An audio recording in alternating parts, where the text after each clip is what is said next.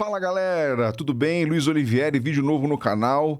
Tô falando hoje aqui com o pessoal do YouTube, com o pessoal do Facebook e também com o pessoal do Instagram.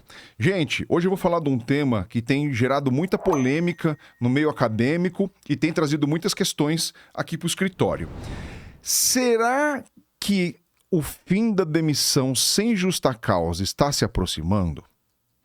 Muitas pessoas têm me perguntado coisas relacionadas a o julgamento que se aproxima aí do Supremo Tribunal Federal sobre a Convenção 158 da Organização Internacional do Trabalho. A Convenção 158 da OIT, ela foi denunciada pelo governo brasileiro de uma forma que muitos entendem que não era adequada. Não vou ficar falando juridiquês aqui, porque o nosso objetivo é trazer luzes de um ponto de vista informal para que você, estudante, para que você, profissional da advocacia, para que você, seguidor que não é da área jurídica, entenda um pouco das consequências práticas desses temas tão polêmicos e tão rebuscados que se fala aí nos jornais de grande circulação e de uma matéria do direito que tem influência direta na sua vida.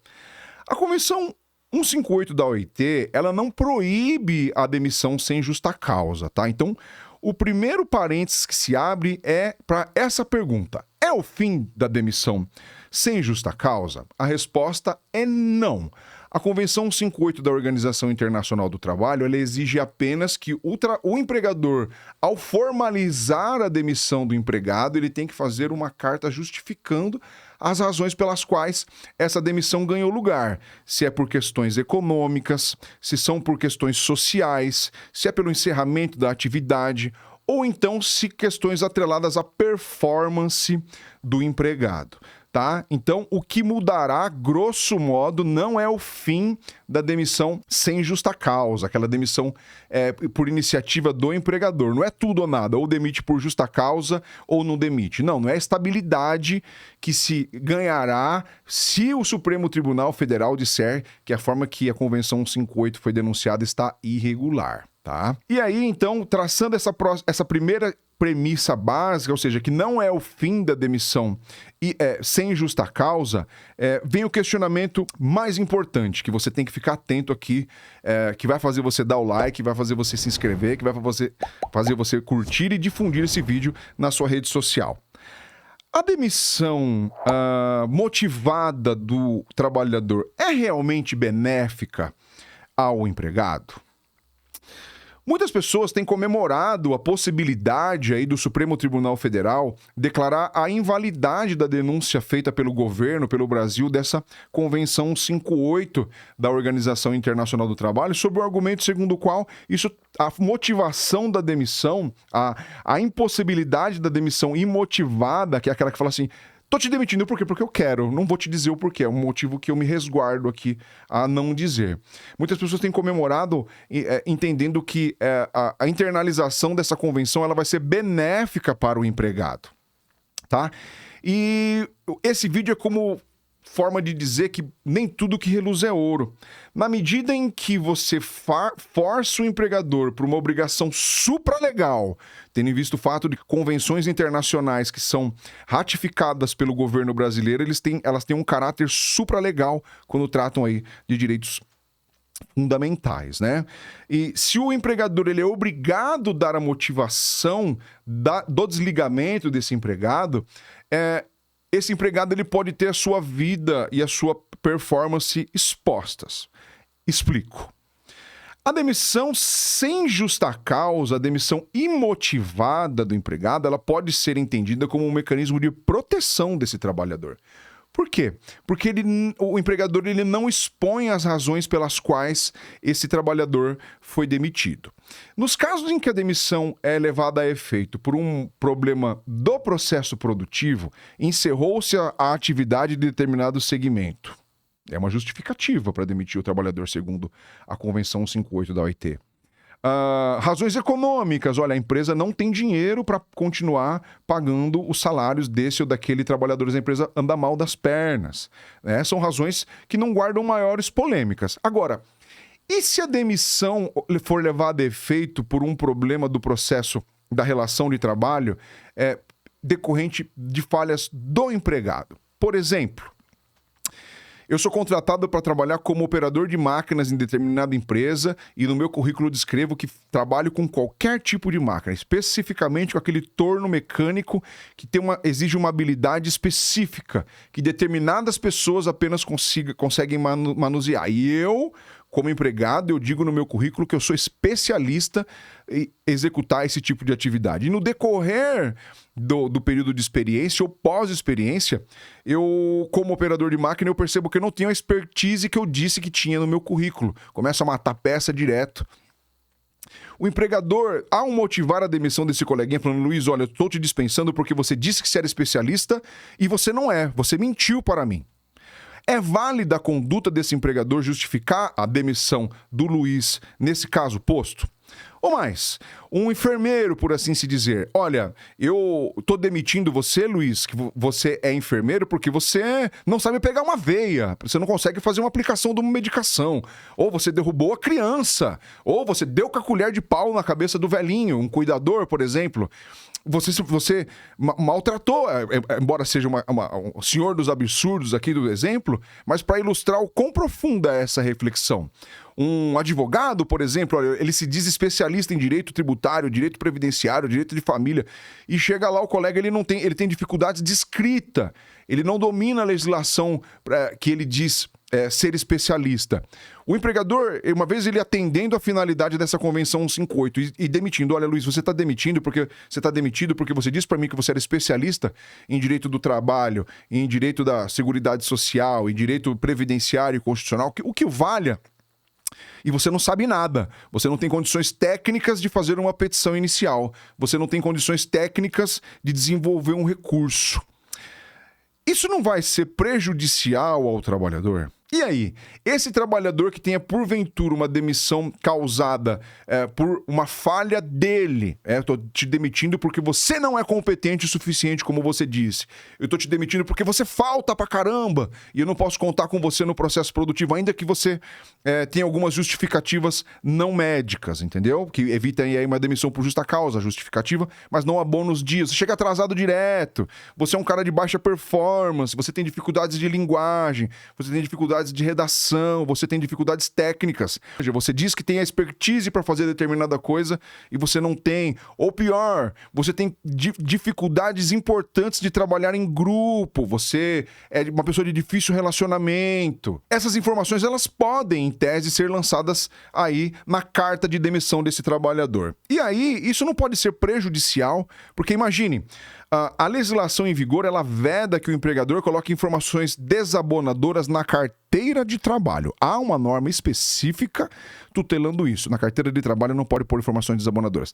De outro lado, se você tem um comando supralegal que está ali entre a Constituição e as leis ordinárias, determinando que o empregador motive essa demissão, você tem um comando legal, supralegal, determinando que o empregador diga isso na hora da sua demissão. Outro parênteses importante, que são questões de altíssima indagação, que eu não tô vendo ninguém comentar isso, tá?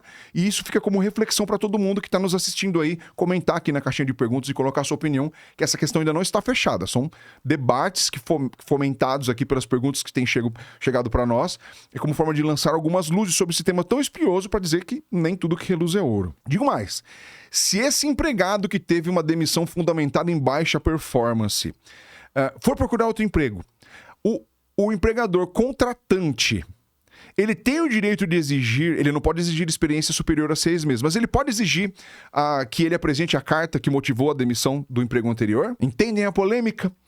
Isso não vai ser vedado expressamente pelo legislador. Haverá uma lacuna muito grande de reconhecimento, de conhecimento, para tutelar esse tipo de questão. E aí o empregado, ele vai chegar lá pro patrão, pro entrevistando dele lá, pro entrevistador, melhor dizendo, e ao o patrão, o pretenso patrão olhar o motivo de demissão: porra, o cara ele tem uma dificuldade de relacionamento, eu não vou contratar essa pessoa.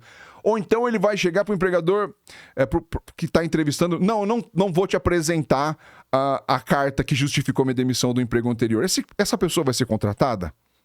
Responda você essa pergunta. Você contrataria essa pessoa? Essa pessoa vai ser contratada? E mais, num processo judicial validando eventual regularidade dessa motivação, de quem seria o ônus da prova? Vamos supor o exemplo da enfermeira ou do torneiro mecânico, que sou eu, nos dois casos dos exemplos, que foram demitidos por baixa performance, por não terem a técnica que prometeram em seus currículos. Por não saber puncionar uma veia, por ter derrubado a criança, por ter batido com a colher de pau na cabeça do velhinho. Todos exemplos absurdos, mas exemplos válidos. De quem é o ônus da prova para justificar essa demissão? Em tese, o ônus da prova é do trabalhador para demonstrar que o que ele cumpriu, o que ele prometeu, a baixa performance não existiu. E no meu exemplo do torneiro mecânico, o julgador ele tem que marcar uma perícia técnica para que um engenheiro afira se ele efetivamente tem as competências e consegue exercer com perfeição aquilo que ele prometeu. Da mesma forma, vamos supor que o trabalhador ele consiga se desvencilhar do ônus da prova, ou para aqueles que entendem que é do empregador, né, o ônus da prova, a eventual perícia. Isso pode ser provado por testemunha, se o cara ele é competente ou não, se ele era baixa performance ou não. Veja, o caráter subjetivo ele tem um grande impacto nessa questão. E vamos supor que o juiz agasalhe a pretensão dele. Qual seria a consequência jurídica da declaração de invalidade dessa motivação da demissão?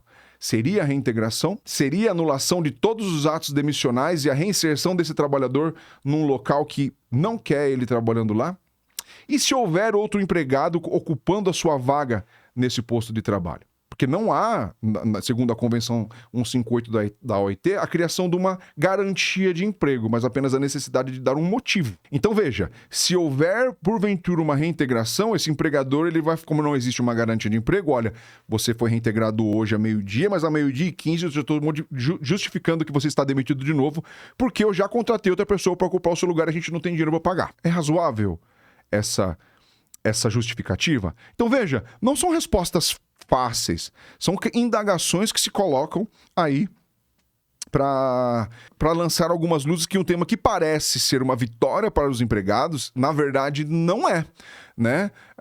É o canto da sereia, no sentido de que a internalização, né, da Convenção 158 no modelo trabalhista brasileiro atual não é compatível com os métodos de trabalho e com o restante da legislação, tá? Eu entendo que a dispensa imotivada, além de ser uma prerrogativa do empregador de acordo com a lei vigente, ela é um instrumento de proteção à intimidade desse trabalhador. Tá? E se o motivo da demissão for questionado do ponto de vista abusivo, por exemplo, demitiu a pessoa porque ela é baixa performance, seria lícita a pretensão para condenação desse empregador em danos morais? Olha, eu tive um abalo psicológico importante pelo fato de que eu não concordo que a demissão que eu sofri é porque eu sou baixa performance, porque eu sou uma pessoa tecnicamente ruim ou porque eu tenho problemas de relacionamento. É uma questão de altíssima indagação. Entende? Que não tem resposta. Então, o melhor, muitas vezes, é que a demissão imotivada seja preservada, tendo em vista o fato de que ela é um mecanismo que preserva a intimidade dessa relação. Quando a troca entre empregado e empregador deixa de existir de forma equilibrada, ainda que seja uma relação, um contrato de trabalho, há a presunção de desequilíbrio da relação material ali, mas a troca entre empregado e empregador existe. Então é melhor, quando essa troca deixa de ter lugar de forma sadia, romper o contrato, mantendo o sigilo das razões pelas quais isso foi levado a efeito e eventuais abusos já é tutelável pela inafastabilidade da jurisdição, a motivar, expor a vida desse trabalhador num processo judicial que é público, todo mundo tem acesso ao processo, está na internet, e impossibilitar ou diminuir ainda mais as chances desse trabalhador ser recolocado no mercado de trabalho. Particularmente, caso essa Convenção 158 da OIT seja aí internalizada ao ordenamento jurídico, caso declarada que a forma como foi feita a denúncia é irregular, o que vai acontecer na prática? Opinião minha, tá? Tudo isso que eu tô falando aqui não tem estatísticas, tá bom? Sou eu pensando com a minha própria cabeça, tá? Se você tem alguma crítica a fazer, desde que você tenha tirado ela da sua própria cabeça e não da opinião dos outros, comenta aqui com a gente, se inscreva no nosso canal. Vamos difundir esse debate como forma de tentar ajudar as pessoas. O que vai acontecer na prática? Luiz, eu vou te demitir, mas eu não quero te expor. Você sabe que você não conseguiu aqui, você tem baixa performance. Vamos fazer um acordo? para que a gente coloque que você me pediu para ser desligado e eu concordei de te demitir, o acordo casadinha que o pessoal fala, você pede para te mandar embora, eu te demito e tá tudo bem? Sim, concordo. Muito provavelmente é o que vai acontecer. Fazer uma composição aí entre empregado e empregador, ainda que passível de questionamentos na Justiça do Trabalho, com razão, e eventual abuso, evidentemente, para que essas questões sejam minoradas e o empregador ele não tenha que expor o trabalhador nos motivos pelos quais a demissão levou efeito. Então, uma cláusula de confidencialidade também tem previsão na lei. São questões muito complexas aí que requerem reflexão. Agora, no final, nem tudo que reluz é ouro, né? Eu vou colocar para vocês aqui uma pesquisa que foi publicada agora nos jornais de grande circulação, em que se avaliou o posicionamento do Supremo Tribunal Federal nas questões de direitos sociais nos últimos tempos, muito principalmente pós-reforma trabalhista, tá? De novembro de 2017. E pasmem, 85% das decisões prolatadas pelo Supremo Tribunal Federal são contrárias à legislação social. Ou seja, eles validam os posicionamentos favoráveis ao empregador e tiram a cobertura dos direitos sociais previstas na lei. Tá? Então, isso não é uma informação criada por mim, é uma estatística feita por um jornal de grande circulação, cujo link eu vou deixar aqui embaixo e a imagem da reportagem. Então, meus caríssimos, espero que esse vídeo tenha ajudado vocês a compreender essa polêmica envolvendo a Convenção 158 da OIT. Tá? É uma questão muito espinhosa. É uma questão ainda que requer um grau de maturação muito importante pelos julgadores. Esperamos aí que o melhor seja feito. Veja, não sou contra nem a favor a internalização da Convenção 158 da OIT, tá? Só estou colocando luzes aí, reflexões sobre esse assunto tão espinhoso. E o que for decidido lá terá que ser acatado por todos nós, tá? Então que fiquem essas reflexões como forma de que comentemos o debate aí, tá? E sempre lembrando, se esse vídeo tem algum impacto na sua vida e você acha que teve alguma violação de direito, não é o caso, que é um vídeo professoral explicando de um assunto abstrato que ainda não tem alguma aplicabilidade efetiva no direito dos trabalhadores, é importante que você procure o seu advogado de confiança, porque o direito é para todos, tá bom? Então, um abraço e fiquem muito bem.